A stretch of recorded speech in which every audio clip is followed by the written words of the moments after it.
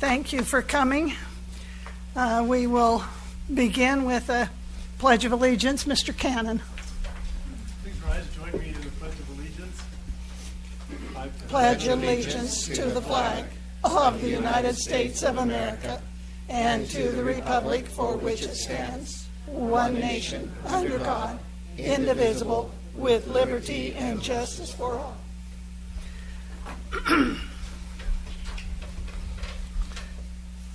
Moving on to the consent items. May I have a motion on items 1, 2, and 3? I move that we consent items 1, 2, and 3. Second? Second. Any questions or comments? All those in favor say aye. Aye. Aye. Any opposed? Motion's carried. I pulled the board calendar. We need to make a slight change on our October what meeting is it? Our first meeting in October will be in the middle of our Seventh. We'll be in the middle of our West Ed district-wide accreditation, which means we'll be going to a number of meetings. All of us in the district will be involved from elementary through secondary. So at this time, we will postpone that or cancel that meeting unless we have some business that we'll need to meet during that time period. That means that the meeting that was scheduled on the 7th for Sunset Junior High will be held on the 21st. So we changed the location of the board meeting on the 21st to Sunset Junior High. That is a change in our calendar. Now, number 5, do I need a motion on that? Yeah, if you haven't done it, you want to do one at a time. Okay, may I have a motion on accepting the changes on the calendar? I'll make a motion that we cancel our meeting on October 7th and that we move our meeting on October 21st to Sunset Junior. I'll second that. Any discussion? Yes, I would like to just comment that we don't have very many school board meetings. And I understand the schedule requires the cancellation of this meeting, but it also provides an opportunity for me to say, if we are to direct as elected officials this school district, we need to have meetings to do so. And when we drop out meetings when there are only 2 a month, we really can't do our job effectively. And so I would like to see us, when we cancel a meeting for a calendar reason such as this one, that we schedule an additional meeting to compensate for it. Otherwise, we're leaving our responsibility as school board members in the hands of our employed administration, and we shouldn't do that. That should be up to us. Well, various districts do various things. A number of school districts in the state only meet once a month. So there's not any set rule that you have to meet 2 times a month. That's just been our standard procedure. Certainly appreciate your viewpoint, and it's one we need to consider. Thank you. May I just add one little thing? Also, there's only things that a school board can decide. So we would never take the direction without school board giving approval to those items. So if there's not that second meeting in the month, we'll always make sure. We pre-schedule 2 so that we've got them kind of placeholders if we need them all the way through. And then if there's not a need, and you actually will be meeting a lot around the accreditation, so the school board will be here a lot during those 3 days of that time, and so we want you to be here.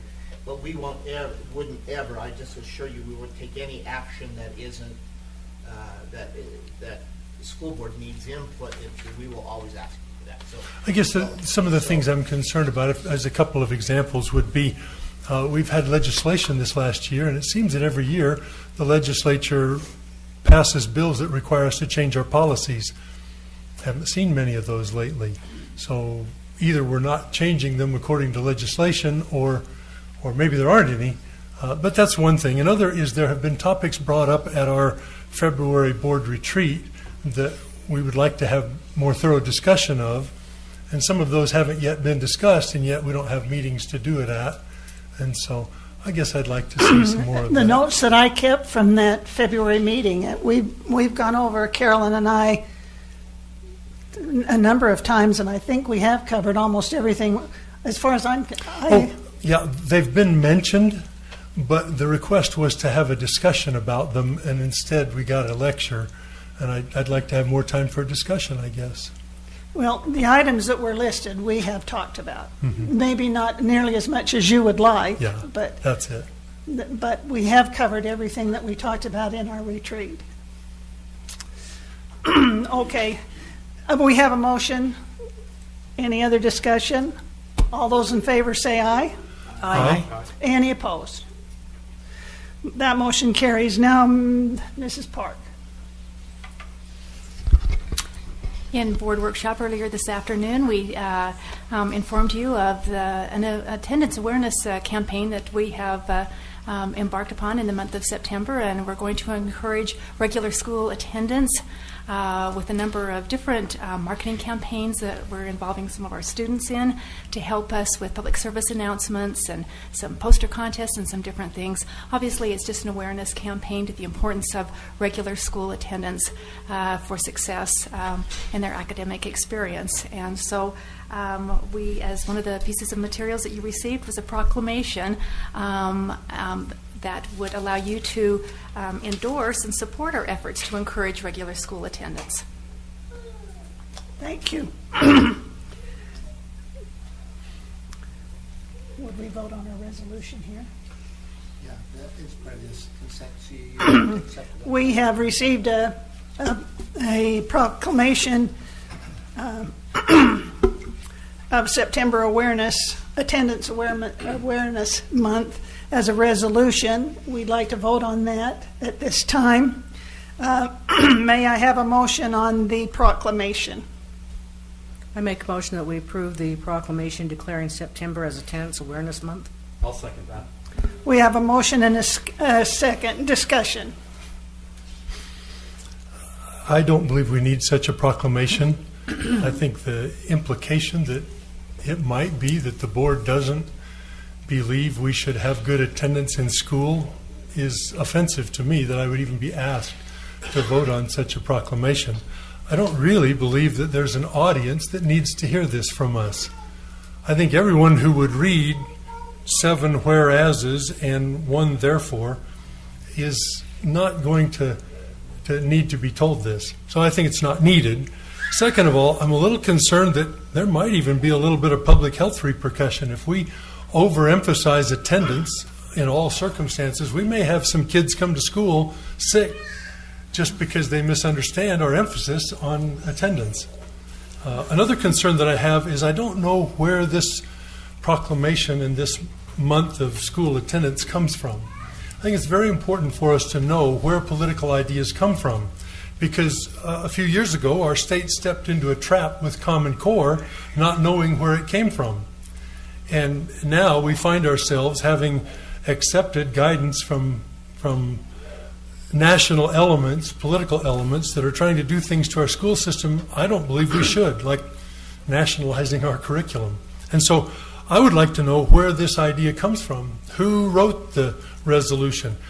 I suspect we didn't write it ourselves, because if you'll look at the 5th whereas, there is a mention in there that the impact of chronic absence hits low-income students and children of color particularly hard if they don't have the resources to make up for lost time.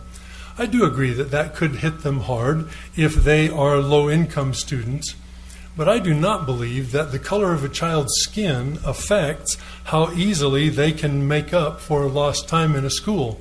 I find that to be a little bit of a racist comment. And so I don't think our district would have written such a thing.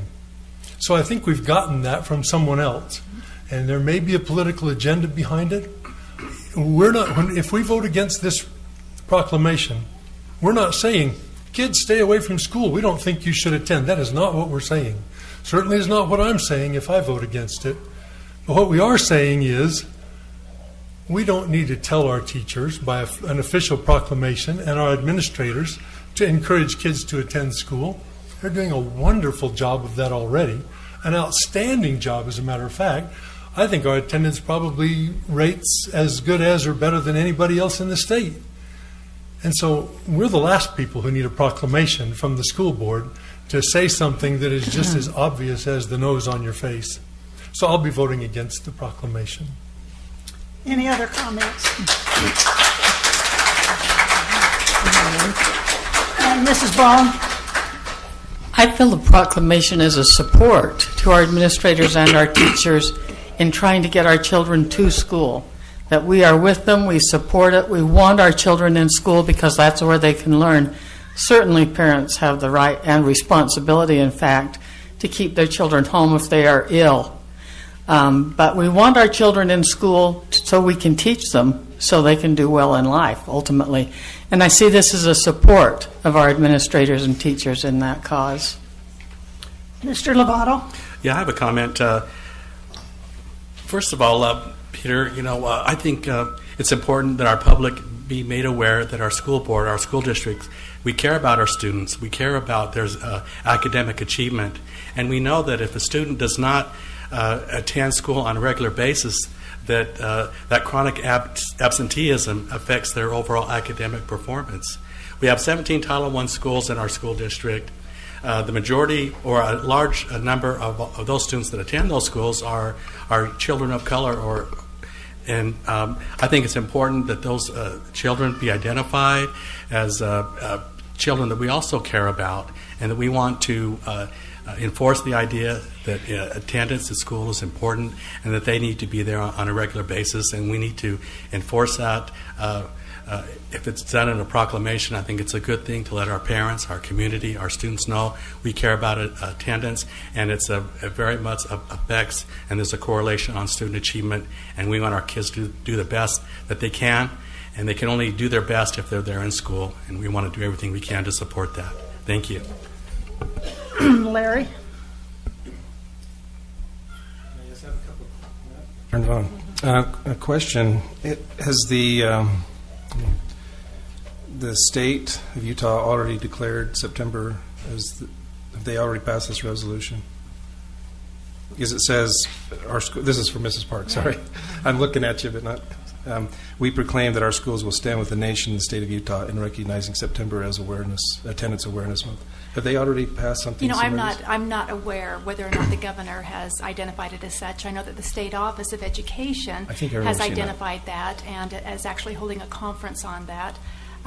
It traditionally, September, the beginning of school for most school districts, is a time that this particular campaign, just the importance of attending school, that it is a right, education is a right of students, and it's a right for them to become educated and to be able to be successful in life. And so it just has been the traditional month to recognize it. So as part of we're kind of leading out a little bit then formally with the state by declaring this proclamation formally. Is that correct? Well, actually it's an invitation to you to engage in this awareness campaign with us. This is something that we're doing. We have done. We're working with our schools and our administrators. There are a lot of things that they're doing at the school level to encourage their students to attend to school, to be on time, and obviously we're also, as I mentioned in our board workshop, that we're very mindful that many times students cannot attend for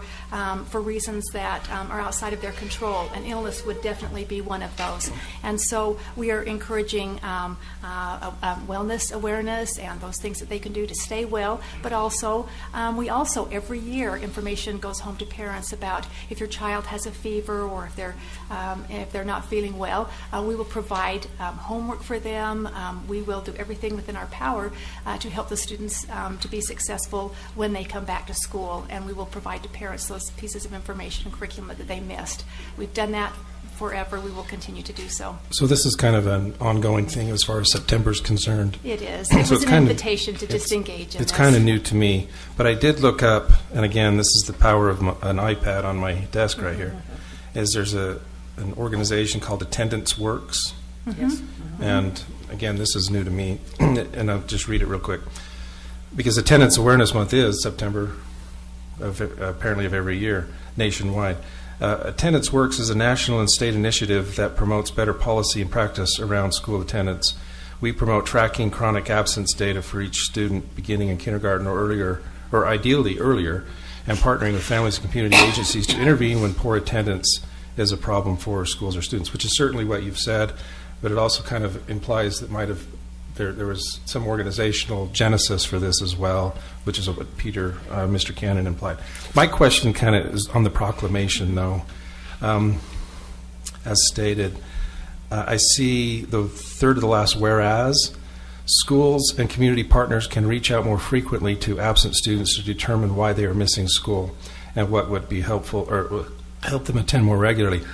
One question I would have as a board member is, I'm assuming I'm a school and community partner, maybe we could discuss at some time some specific things we as board members can do that are in tandem with those that you already recommended, which I didn't know about. And September's halfway over.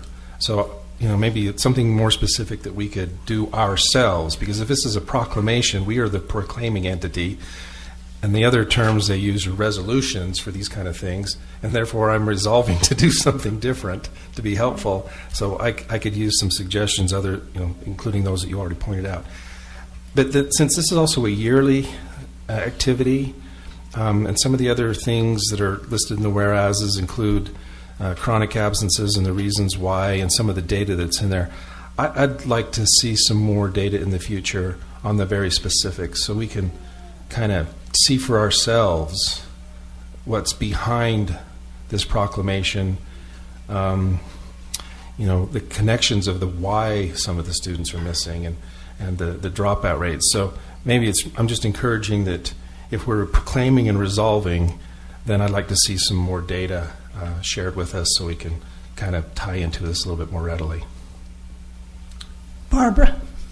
Yeah, I'm very supportive of this resolution. We've always really, of course, supported strong attendance rates, but the reality is, because of the way the state office looked at attendance, we had a tendency to report average daily attendance, which often looked very good. But you start to find out there were certain students who were missing, and because they would just miss a day here and a day there, you didn't think it was chronic. Chronic is 10%, which is only 2 days a month. 2 days a month. And I don't think most parents understand that missing school 2 days a month can impact the learning. There's a direct correlation between how much students miss and their end-of-year test scores. And so I think this has been an awareness. And we're so much better now, and of course a lot of it's because of everyone getting focused on it, that we really can help. We can really watch students on a day-to-day basis and find out which ones maybe need a little more support, and I appreciate that. And I appreciate the message it sends to parents. So make sure your students are there, because they can't learn if they're not there. So. Bert, did you want to say anything? No. I felt very good in supporting it, as I think it's great that we, as a board, say we agree with the work that you're doing. Therefore, we have a motion and a second. We've heard from everybody.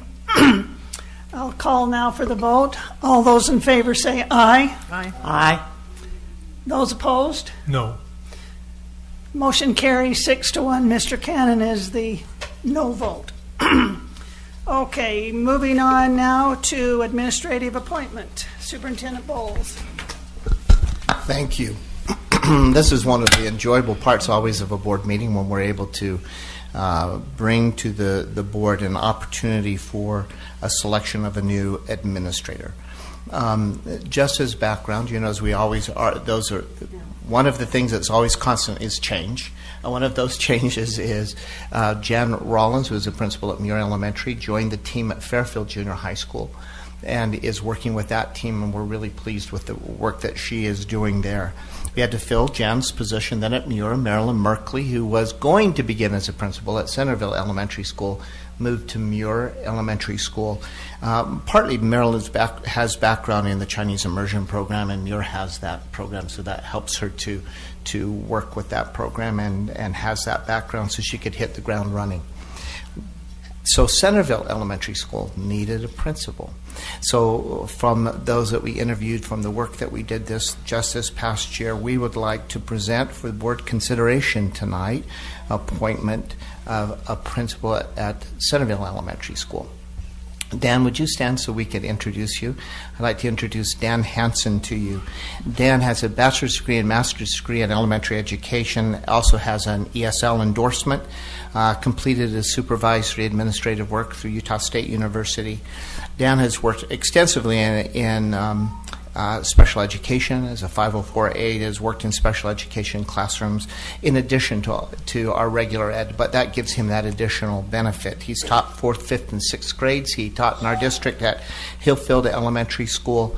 He's been an intern in our district both at Kaysville Elementary School and Cook Elementary School, and we believe is really well prepared to become a principal at Centerville Elementary School. So I would like to present for board consideration tonight the name of Dan Hansen as principal at Centerville Elementary School. May I have a motion? I'd like to make a motion to recommend and approve Mr. Dan Hansen as principal of Centerville Elementary. We have a motion and a second. Any discussion? All those in favor say aye. Aye. Welcome aboard, Dan. Would you please introduce the following that you brought with you? I'm doing a really good job. Doing good. So this is my oldest daughter, Michaela. My children currently attend Heritage Elementary in the Davis School District. So she's in 3rd grade at Heritage at Hiram. This is my second. He's in 1st grade over at Heritage as well. This is Ephraim.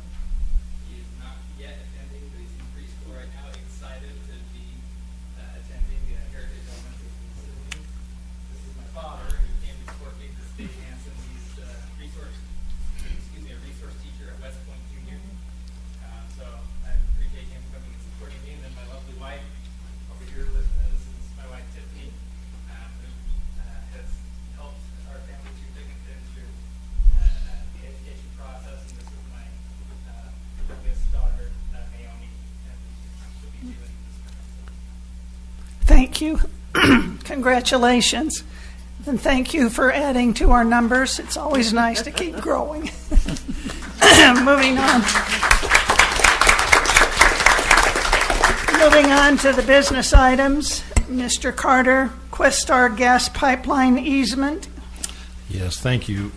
Ms. Loeb, Questar has asked for permission to run a gas line along the south end of our bus compound in Farmington. It is currently just dirt, so it won't impact any of the current structures, nor will it impact future development, high school, or any other development there. They will pay us $13,386 for that easement, and we would request your approval of that. May I have a motion? I'd make the motion that we approve the Questar gas pipeline easement in Farmington. Second. I'll second that. We have a motion and a second. Any discussion? I'd like to just add some clarification for those that may not be aware. This is not uncommon for us to do. We own a lot of pieces of property in the county, and for us to allow access for utilities and various things along the boundaries of our property is pretty common. In this case, we're fortunate to receive over $13,000 of compensation for letting them bury a pipeline along the edge of our property. It won't interfere with anything, so I think it's a great thing for the district. It's a great thing for the community utilities, and so I think I'm going to be voting in favor of the proposal. Any other comments? All those in favor say aye. Aye. Any opposed?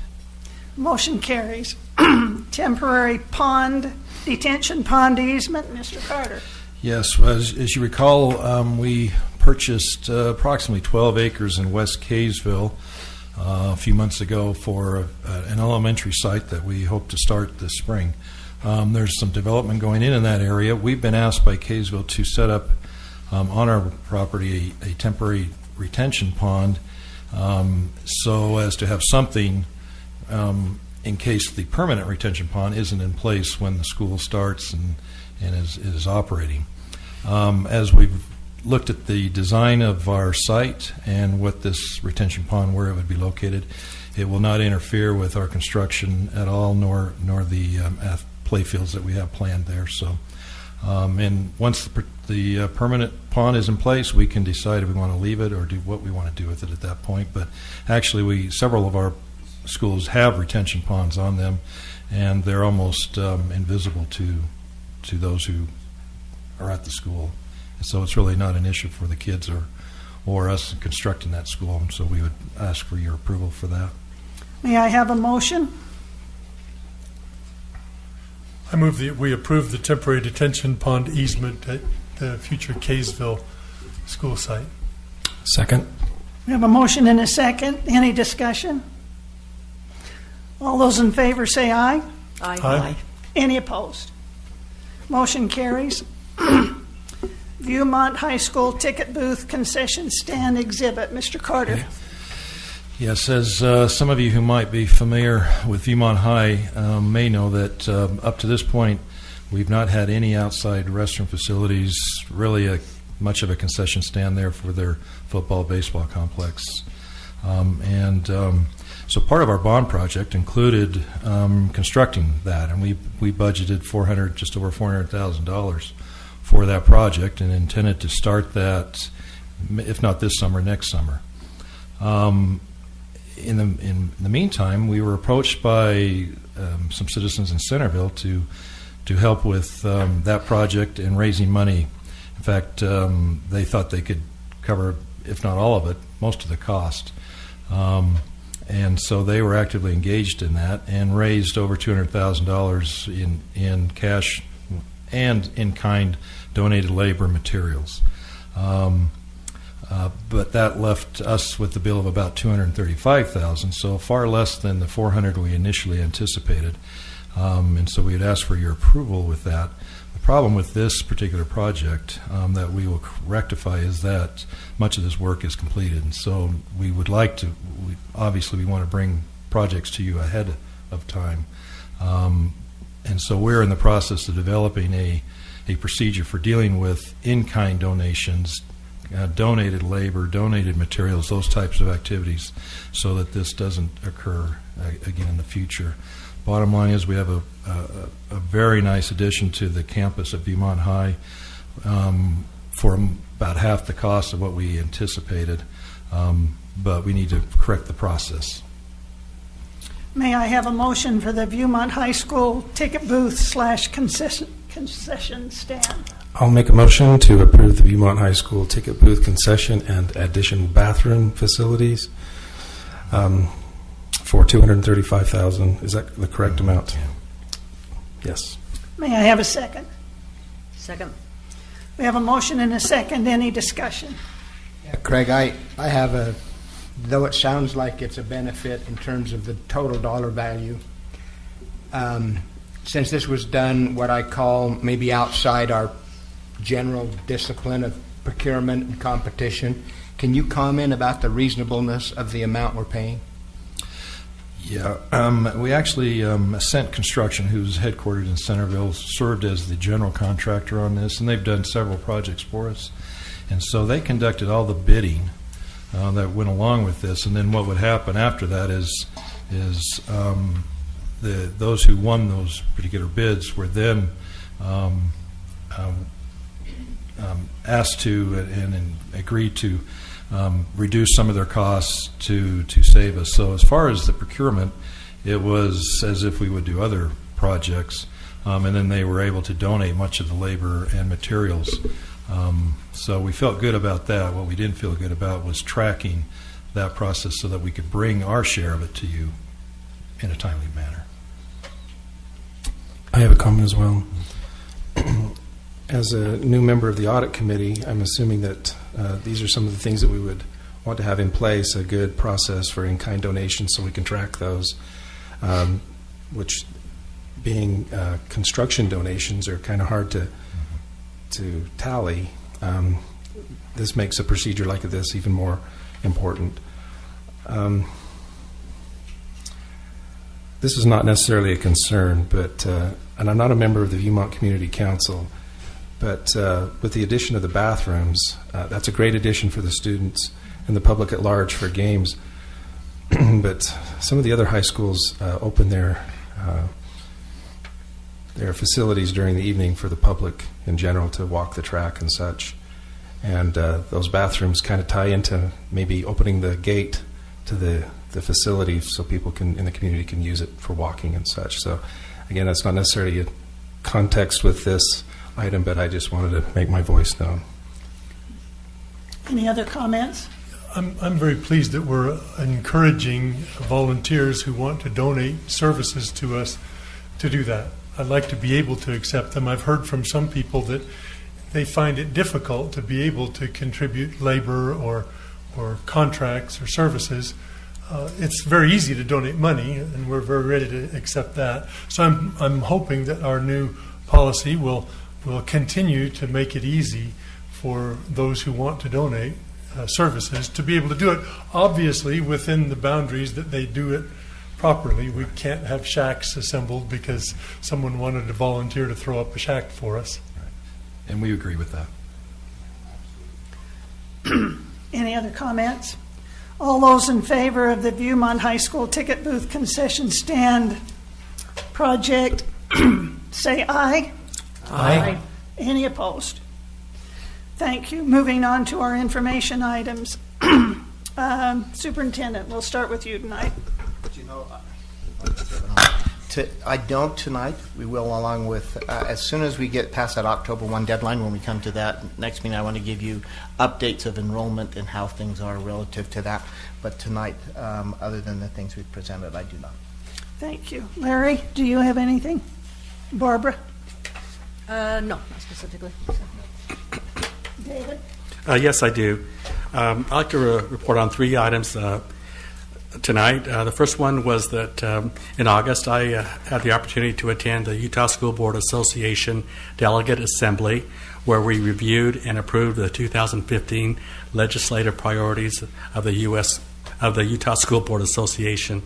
I appreciate our President Lowe was also there and served as a delegate, and I appreciate Dr. Bowles showing his interest in attending both days also. And I'm sorry, Peter. And also Peter Cannon served as a delegate. Thank you, Dr. Bowles. Second item I'd like to report on is the Odyssey Elementary ribbon cutting ceremony that most of us participated in. It was a wonderful event. It's a good thing for our community, and I'm glad that this district has a forward-thinking mentality to think of our kids and what our future needs are for our schools. And the last item I want to report on is I attended the Parent Equity Night planning meeting. We have our Parent Equity Night coming up September 30th at Northridge High School. The program starts at 5 o'clock and will end at 7 o'clock. We're doing things a little bit different this year. In the past, we would have a reception with entertainment in the commons area, and then we would move the group into the auditorium for a keynote speaker and different speakers. This year, we're doing a little bit different, where we're having the group meet first in the auditorium, and then after 1 hour being in the auditorium, we'll move out to the commons area and have the entertainment. And the reason why we're changing this program is because we have a keynote speaker, Mr. Thurl Bailey, who is only available from 5 to 6 o'clock. So we're doing the auditorium part first and then the commons area second. But again, I invite everyone here, if possible, to attend. Again, Northridge High School Auditorium, September 30th to 2014 for our Parent Equity Night. The theme this year is Engaging Education, the Passport to Your Future. Thank you. Kathy? It seems some time ago, but on the first day of school, I visited each of the schools in my area and was thrilled to see that everyone had school going. Those kids were in classes learning. It happened. And it was really heartening to see how well organized and how well it was running. Also had the fun of attending a grandparents' lunch day with some very precious children at Sand Springs Elementary. And that's a great event to bring the community in. I was amazed at the number of older folks there. Peter? I wanted to agree with Mr. Lovato on the Utah School Board Association priorities. I was a little surprised this year because I've attended that meeting in previous years and felt there was a lot of pressure to max out our taxes in Utah. That was not in their legislative priority this year. They wanted to maintain the funding that we receive based on the growth of the number of students we teach, and I certainly agree with that, but they're not asking to raise taxes in general, and they're not asking that we get massive additional amounts of money, but rather to equitably keep funding where it is in all areas of funding.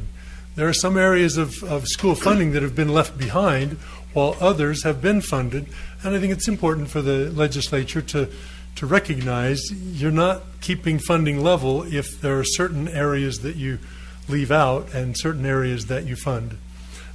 Another area, I did see an email this week from a person in the district who was concerned about the application of our fee policy. And I just wanted to mention the concern. Maybe there's an answer to it. Maybe we just need to give it some additional attention.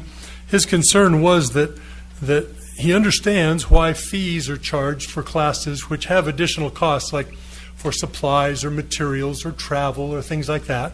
But he was aware of some fees being charged in classes like financial literacy and foreign language courses and yoga.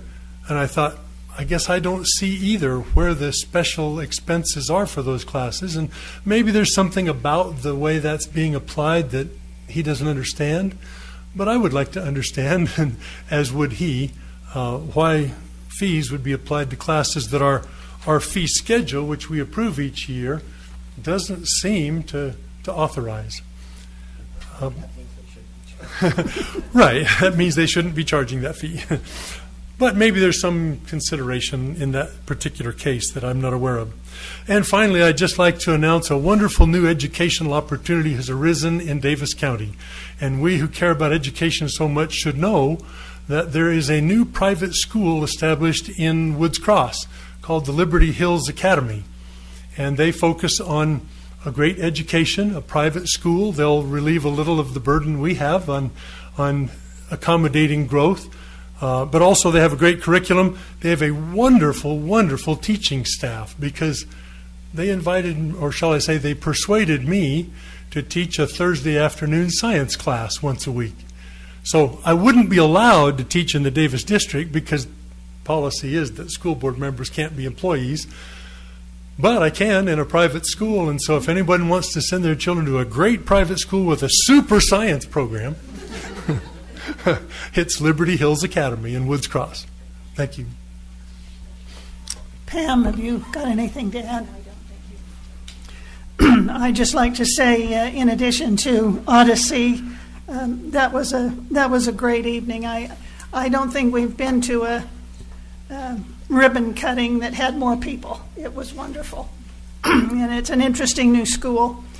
I would also like to mention I represent Davis District on the Utah High School Activities Association Board of Trustees, and we're in the middle of realigning schools, and there's been a great deal of concern in some parts of the state, not necessarily us, on reassigning high school activities on the basis of the number of students. It has always been the way we do it, but there is some concern that certain schools continue to always win every state championship in certain areas, and some schools never win a football game. And so there was an attempt made to level that playing field, and the Board of Trustees looked at it for 3 months and said, there's not a good way to say you got to be in a different classification because you can't win in the one you're in. And so it was quite an interesting conversation. And we voted it down and said, we'll stick with numbers. We will look at some of the extenuating factors, and there are some possibilities if we're on the line with numbers and a school has not won a football game, for example, that maybe we could make some adjustments on classifications. That new alignment will come out in October, November for is it the 17-18 school year, Rulon? I can't remember. It's a year down the road. But some of our schools have not won a football game in a while, so whether this will be affecting our numbers, I don't know. But it's interesting how statewide there is concern that there be a fair playing field and that the same people don't win everything all the time, that there must be a better way to make it a little more even. It was an interesting meeting, but it does say we do care about every single kid in the state and that everybody has a chance. And that doesn't mean that just because you play, you get a trophy. So that was nice. Any other comments? President Lowe, I was asked to provide additional clarification on Parent Equity Night. Exactly what is Parent Equity Night? And I'm sorry for not bringing that talk about that initially. But first of all, I just want to explain to you what Parent Equity Night is and where it all started. About 2.5 years ago, there were some folks that got together. Dr. Jackie Thompson, who is the director of our equity department here in the Davis School District, and Assistant Superintendent, Mr. Craig Paul, we got together and we looked at our CRT scores, Criterion Reference Test scores, about 3 years ago, and we noticed a gap in the achievement of our ethnic minority students in comparison to our Asian and white students. When you look at the CRT scores, at the time there was about a 30% difference in those scores on average. And we wanted to know what can we do as a district to help our students achieve, not pull these ones down, but lift these ones up. And we thought, well, if we could invite our community, invite our parents to a night that would hopefully give them tools that they can go back and use with their students to help them become motivated to learning and to promote academic achievement. So 2 years ago, we started the program, and now 3 years later, we're into our third annual Parent Equity Night. But it's a great night. It's not just for minority students. It's for everybody in our school district.